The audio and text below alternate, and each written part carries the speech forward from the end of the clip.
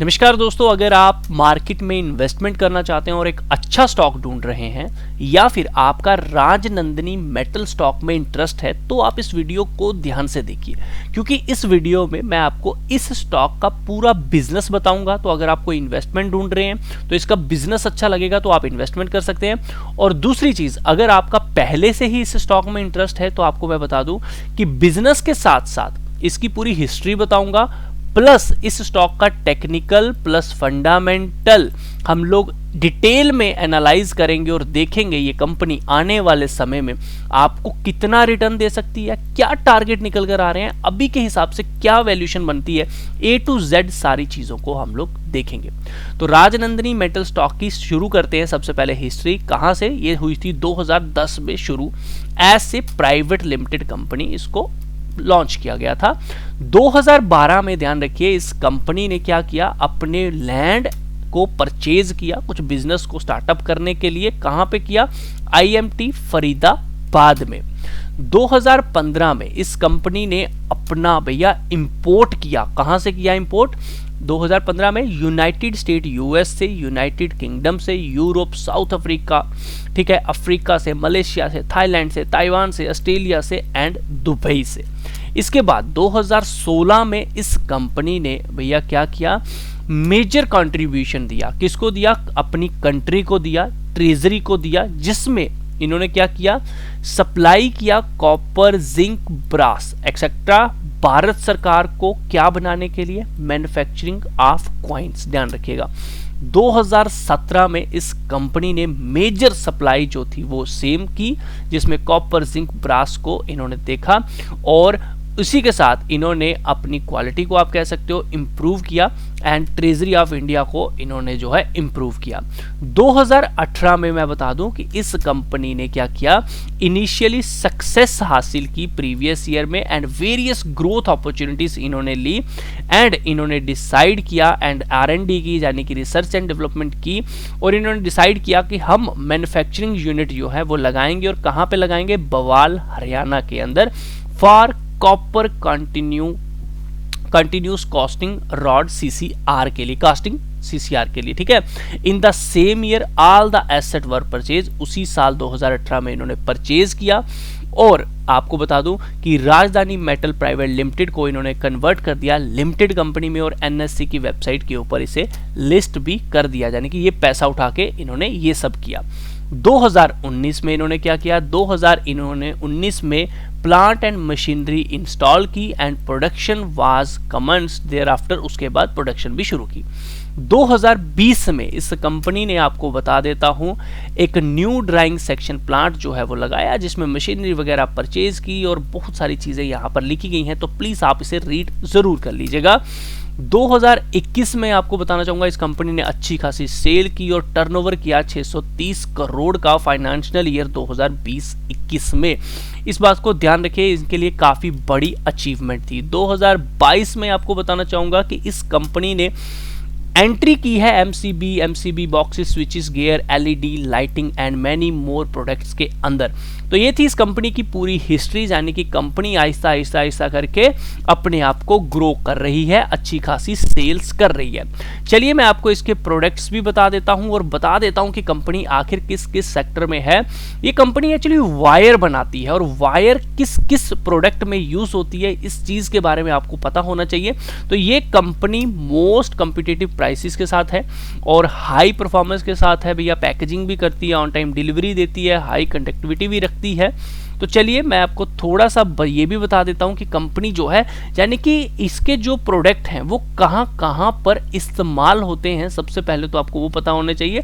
तो सबसे पहले प्रोडक्ट के बारे में ही जान लीजिए। कॉपर रॉड भी बनाती है, कॉपर वायर बनाती है, फाइन कॉपर वायर बनाती है, ठीक है, बंच कॉपर वायर बनाती है, some bridge wire and flat cables भी ये कंपनी बनाती है, इस बात का ध्यान रखिएगा।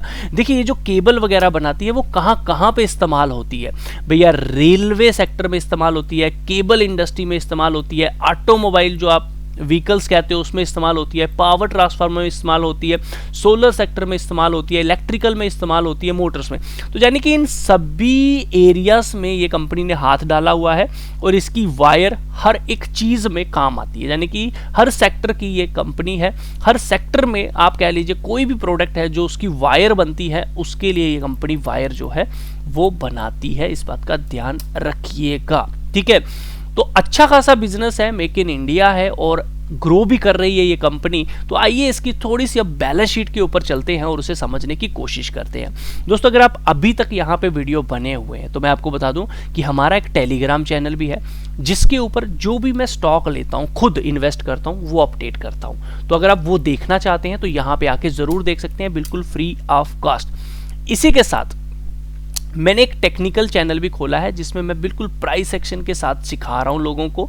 तो जिनको नहीं पता, सिंपल सा मनी मेकर RS चैनल करके आप सर्च करिए, आपको ये चैनल मिल जाएगा। ये रहा वो चैनल, ठीक है।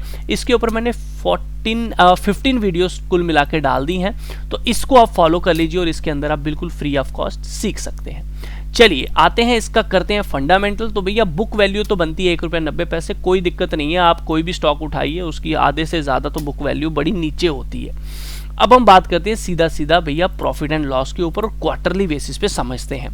क्वार्टरली बेसिस पे देखोगे तो कंपनी, हम लोग पिछले यहाँ पे क्वार्टर्स आप देख लीजिएगा। तो इस साल की बात करें 335 करोड़ की सेल्स थी मार्च में, जून में हुई 265 की, सितंबर में 333 की और दिसंबर में 297 करोड़ की इन्होंने सेल की है। यानी कि सेल्स इंक्रीज हो रही है। चलो, अगर इसी सेल्स को हमने साल दर साल देखना है तो यहां पर आप देख सकते हो 2022 में 148, मार्च 2021 में 631, मार्च 2022 में 1028 और मार्च 2023 में 1029 करोड़ की सेल इन्होंने की है।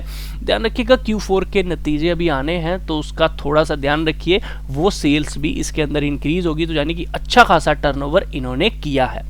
सिंपल सी बात करते हैं, कितना प्रॉफिट कमाया इसके ऊपर। देखो, सारा कुछ कर कुर के एंड में आके 14 करोड़ का प्रॉफिट हुआ, क्योंकि मेटल सेक्टर की कंपनी है तो ज़्यादा प्रॉफिट नहीं है, क्योंकि इनका मार्जिन जो है वो अच्छा खासा यूज़ हो जाता है। तो 14 करोड़ का प्रॉफिट है और अगर आप साल दर साल देखोगे तो कंपनी अच्छा खासा मार्जिन, अपना प्रॉफिट जो है वो इंक्रीज कर रही है। यानी कि सेल्स तो इंक्रीज हो रही है, प्रॉफिट भी यहाँ पर इंक्रीज हो रहा है। आप यहाँ पे 5 साल की ग्रोथ देख सकते हैं, 3 साल की ग्रोथ देख सकते हैं, अच्छी खासी हमें देखने को मिल रही है। तो अच्छा खासा ग्रोथ हमें देखने को मिला है। बैलेंस शीट के अंदर आ जाते हैं और बैलेंस शीट के अंदर अगर हम देखें तो इक्विटी शेयर कैपिटल मार्च 2023 में अगर हम बात करें सितंबर की 28 करोड़ की है। रिजर्व देखिए कंपनी के पास 95 के हैं, लेकिन कंपनी ने कर्जा अच्छा खासा लेके रखा है। तो यानी कि इनकी जो डेब्ट टू इक्विटी रेशो है वो 1.5 के ऊपर देखने को हमें मिल रही है। इस बात का ध्यान रखिए, ये थोड़ा सा रिस्क जरूर हो जाता है, थोड़ा सा कंपनी में रिस्क है क्योंकि कर्जा थोड़ा सा ज्यादा लेके रखा है। बट जिस तरह से ग्रो कर रही है तो भैया बिजनेस बढ़ाने के लिए इनको रिस्क तो लेना ही पड़ेगा, इसीलिए शायद मार्केट से ये पैसा उठा रहे हैं। लेकिन कंपनी काम अच्छा कर रही है। आप रिलायंस देखिए, कोई भी स्टॉक देखिए, कर्जा तो लेके रखा है। और इस सेक्टर की अगर आप कंपनी देखोगे ना तो उसके ऊपर कर्जा होगा ही, इस बात का ध्यान रखिए। मैं आपको सिंपल सा, टाटा स्टील आप लोग जानते हैं अच्छे से, टाटा स्टील के शेयर का अगर आप कर्जा देखोगे तो शायद आपको पता नहीं है, मैं आपको बता देता हूं क्योंकि काफ़ी सारे लोग इसे कहते हैं काफ़ी अच्छा स्टॉक है। बट आप मेटल सेक्टर के जब भी कोई स्टॉक उठाते हैं तो ध्यान रखिए उसके ऊपर जो कर्जा रहता है वो काफ़ी अच्छा रहता है। तो यहाँ पे आप देख सकते हो टाटा स्टील के ऊपर भी 0.76 है, लेकिन आप JSW स्टील के देखिए एक रेशो है 0.62 है। तो मैं इतना ज़्यादा तो नहीं कहूँगा, लेकिन फिर भी इन सेक्टर्स के अंदर आपको कर्जा जो है वो देखने को मिलेगा ही मिलेगा। चलिए आगे चलते हैं और इसको देख लेते हैं कि इसके अलावा इनके पास क्या पैसा है। तो यहाँ पर अगर आप देखोगे तो ट्रेड रिसीवेबल अच्छा खासा इनके पास आने वाला है। इन्वेंट्री भी 83 करोड़ की हो गई है। कैश एंड इक्विवेलेंट 1 करोड़ का हमें यहाँ पे देखने को मिल रहा है। तो कंपनी की फंडामेंटल देखोगे तो भैया काफ़ी अच्छा हमें देखने को मिलेगा। शेयर होल्डिंग पैटर्न की अब हम लोग बात कर लेते हैं यहाँ पर। तो मैं आपको बताना चाहूँगा कि इसके जो शेयर होल्डिंग पैटर्न है नियर अराउंड 73-71% के करीब इसमें जो है प्रमोटर की होल्डिंग है और 26% के करीब इस कंपनी में जो पब्लिक की होल्डिंग है वो आप लोगों को देखने को मिलेगी। इस बात का ध्यान रखिएगा, ठीक है। इसमें FIs DIs का भी कोई इंटरेस्ट नहीं है, इस बात का ज़रूर ध्यान रखिएगा, आप लोगों को पता होना चाहिए। इन्वेस्टर पे क्लिक करके आप देखेंगे तो अभी के लिए शेयर होल्डिंग पैटर्न नहीं दिखाया जा रहा है, इस बात का ध्यान रखिएगा। ईयरली बेसिस देखूंगा तो नहीं दिखेगा, लेकिन कुछ कुछ वेबसाइट्स पे जाके अगर आप देखोगे तो आपको ज़रूर दिख जाएगा। तो नियर अराउंड मैं बता दूं कि 26% के करीब करीब इसकी होल्डिंग है पब्लिक की इसके अंदर, और बाकी की होल्डिंग जो है सारी की सारी प्रमोटर के पास है, तो यानी कि प्रमोटर ने अच्छा खासा माल उठाया हुआ है। बात करें दोस्तों अब टेक्निकल बेसिस पे, तो कंपनी कहीं ना कहीं एक ब्रेकआउट के नियर अराउंड है। इस कंपनी में एक रिस्क बनता है, अगर ये इस रेड कैंडल को क्रॉस कर दे तो नियर अराउंड आप ये कह सकते हो, अगर ये कंपनी 21 रुपये को क्रॉस करती है तो हमें लेना चाहिए। हमें बड़ी तेजी के साथ 29 रुपये का टारगेट एकदम से, यानी कि आप कह लीजिए कि भैया 50% टारगेट आपको दिख जाएंगे। बाकी जिस तरह से ये कंपनी काम कर रही है, अगर ये ब्रेकआउट सक्सेसफुल हुआ और बड़े अच्छे तरीके से यहाँ पे सस्टेन कर गया, तो फिर मैं 29 रुपये के टारगेट के लिए आपको नहीं बोलूँगा, मैं बोलूँगा आपको कम से कम 78 रुपीज़ के टारगेट के लिए इसके अंदर जाना चाहिए। ऐसा क्यों? क्योंकि पिछली बार जब इसने अपना हाई तोड़ा था तो यहाँ से ये चली थी, तो नियर अराउंड इसने यहाँ तक 139% का रिटर्न दिया था। आप बोलोगे हम कैसे मान लें, तो चलिए भैया आपको यहाँ पे हम बता देते हैं। ये था इसका हाई, और यहाँ पे अच्छी खासी कंसोलिडेशन के बाद जब ये ऊपर की तरफ चली थी, तो आप लोग तो अगर देखोगे तो भैया यहाँ से 661% का रिटर्न था, लेकिन मैंने ज़्यादा नहीं लिया है, मैंने सिर्फ और सिर्फ यहाँ तक लिया है, इस हाई तक, क्योंकि यहाँ पे भी एक कंसोलिडेशन हुई थी। और उसी के बेसिस पे मैं ये भी मानता हूँ कि कहीं ना कहीं अगर दोबारा इसने अपना ये हाई तोड़ा तो उसके हिसाब से अगर हम उतना ही रिटर्न लेके चले तो तब भी 77 का टारगेट बनता है। लेकिन अगर हम 5 सालों के लिए इस कंपनी को रखें और हाई क्रॉस कर देती है, तो उस केस में ये कंपनी 160-155 भी क्रॉस कर सकती है, क्योंकि जिस तरह से ग्रो कर रही है, अच्छा खासा सेल्स में ग्रोथ देखने को मिल रही है, अच्छा खासा बिजनेस देखने को मिल रहा है, उस बेसिस पे एक अच्छा रिटर्न भी देखने को मिल सकता है। लेकिन थोड़ा सा वेट करने की ज़रूरत है। इस कंपनी में एक रिस्क लेना बनता है। कब लेना बनता है? अगर एक बार 21.40 के ऊपर क्लोज हो जाए तो बिल्कुल छोटा सा आपको यहीं स्टॉप लॉस लगाना है। मैक्सिमम 5-6 रुपये, यानी कि आप कह सकते हो आप इसमें 15 रुपये का मैक्सिमम स्टॉप लॉस लेके चलेंगे ना तो वो भी चल जाएगा, लेकिन 21 रुपये के ऊपर। उस केस में आपको बड़े टारगेट्स के लिए वेट करना है और डरने की ज़रूरत नहीं है, क्योंकि इसके अंदर ऑलरेडी एक BB ब्लास्ट जो है वो हो चुका है। तो बहुत अच्छा हुआ है। अभी के हिसाब से जिन्होंने लिया है उनका तो स्टॉप लॉस भैया कम से कम भी 8 रुपये का बनता है, तो वो तो थोड़ा लंबा हो जाएगा। बेटर होगा कि हम लोग इसको 21 रुपये के ऊपर खरीदने की कोशिश करें और एक अच्छे टारगेट के लिए जाएं। सबसे पहले 29 पे क्या करना है, अपना 50% पैसा बाहर निकाल लेना है। ध्यान रखिए कंपनी छोटी है, तो ऐसा नहीं है कि इसमें पूरा पैसा लगा दीजिएगा, पैसा थोड़ा लगाना है, थोड़े पैसे से भी आप लोगों का बड़ा पैसा बन जाएगा। तो ऐसी कंपनी थोड़ी रिस्की होती है, लेकिन चल जाए ना एक बार, जब हाई क्रॉस हो गया, अच्छा खासा चल गया, अब आपको पता है अच्छा खासा इसमें मार्केट बन रहा है, अच्छी खासी वॉल्यूम बन रही है, तो उस केस में बंदा थोड़ा और भी पैसा लगा देता है। लेकिन थोड़ा जब नीचे होता है, बिल्कुल छोटे प्राइस पे होता है, तो रिस्क होता है, वहाँ पे थोड़ा सा पैसा लगाना है। जो आपने थोड़ा, अगर आपको लगता है आपके पास 1-2 लाख का प्रॉफिट है तो इसमें 30-40 हज़ार रुपये फेंक दीजिए। देखिए अगर अभी 21 रुपये पे आप लेते हैं, फॉर एग्जांपल मैं आपको बताता हूँ, अगर आप 21 रुपये पे लेते हैं और इसके ज़्यादा नहीं सही 500 स्टॉक भी लेते हैं तो कितने के आएंगे? 10,500 के।